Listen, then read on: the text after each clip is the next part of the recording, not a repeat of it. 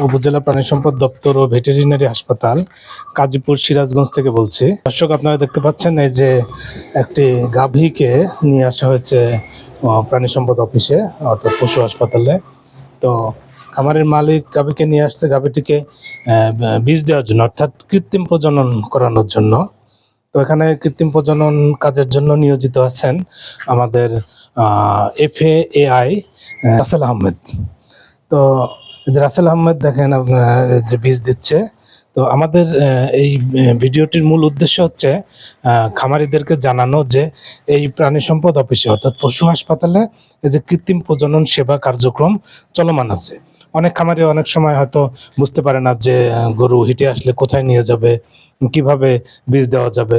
তো কিছু আমাদের প্রত্যেকটা ইউনিয়নে AI কর্মী রয়েছেন, এবং কেউ যদি কিছু না জানে তারপরেও যদি গাভীকে নিয়ে আসে হাসপাতালে, তাহলে কিন্তু এই যে কৃত্রিম প্রজনন সেবাটা কিন্তু তারা পাবে। আর এই যে দেখতেছেন যে কৃত্রিম ইয়ে দেওয়া হচ্ছে, বীজ দেওয়ার কার্যক্রম চলমান রয়েছে। তো আমরা এখন কথা বলবো কাজীপুর উপজেলা প্রাণী সম্পদ দপ্তরের FAAI রাসেল মাহমুদের সাথে। তো কৃত্রিম প্রজনন সেবা সম্পর্কে আমরা তার কাছ থেকে বিস্তারিত জানবো। আসসালামু আলাইকুম। আমি মোহাম্মদ রাসেল আলম, FAI কৃত্রিম প্রজনন উপজেলা প্রাণী সম্পদ দপ্তর কাজীপুর সিরাজগঞ্জ। অন্যান্য অফিসের মতোই আমাদের অফিসেও কৃত্রিম প্রজনন সেবা দেওয়া হয়।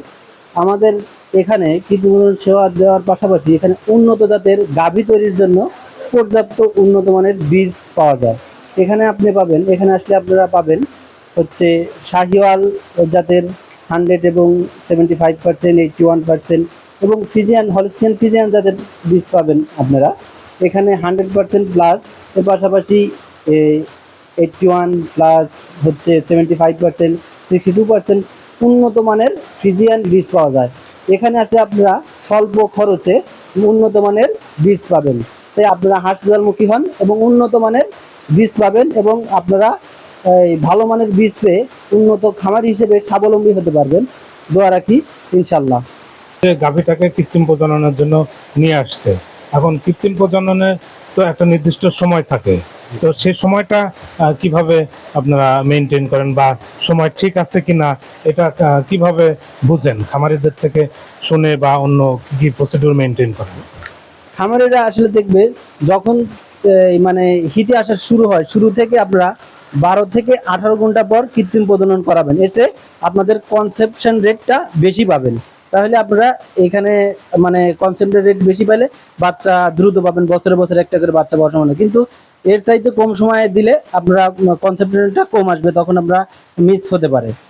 দর্শক, এখানে একটা গুরুত্বপূর্ণ কথা আসছে যে 12 থেকে 18 ঘন্টার মধ্যে, অর্থাৎ হেঁটে আসার 12 থেকে 18 ঘন্টার মধ্যে যদি বীজ প্রদান করা হয়, তাহলে সেই গাভীটির কনসেপশন রেট বেশি থাকে, অর্থাৎ সেটা গর্ভধারণ হওয়ার সম্ভাবনা সবচেয়ে বেশি থাকে। কিন্তু আমাদের এখানে সচেতন থাকতে হবে যে অনেক খামারে হেঁটে আসার পরে খুব তাড়াহুড়ো করেন, অর্থাৎ AI কর্মী হোক বা আমাদের যে অফিসে কৃত্রিম প্রজনন সেবা দেওয়া হয় সেখানে এসে খুবই তাড়াহুড়া করে যে বীজ দেওয়ার জন্য। কিন্তু এই তারা অনেক সময় বুঝতে চায় না যে এই 12 থেকে 18 ঘন্টা এই সময়টা মেনটেন করতে হবে।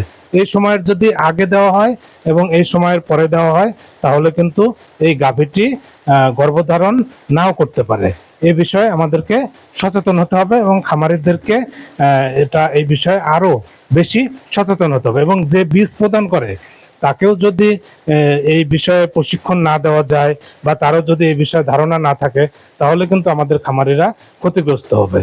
তো আমাদের উপজেলা প্রাণী সম্পদ দপ্তরে এই কৃত্রিম প্রজনন কার্যক্রম চলমান রয়েছে, এবং এই কার্যক্রমের আওতায় খামারিরা সুবিধা পাচ্ছে, এবং আমরা খামারিদের সবসময় বোঝানোর চেষ্টা করি যে 12 থেকে 18 ঘন্টার মধ্যে এই সময়টা মেনটেন করার জন্য। তো ধন্যবাদ রাসেল আহমেদকে। Thank you sir. উপজেলা প্রাণী সম্পদ দপ্তর থেকে খামারিরা সর্বোচ্চ সুবিধাটুকু পাক। তো দর্শক, আজকে এ পর্যন্তই। ধন্যবাদ।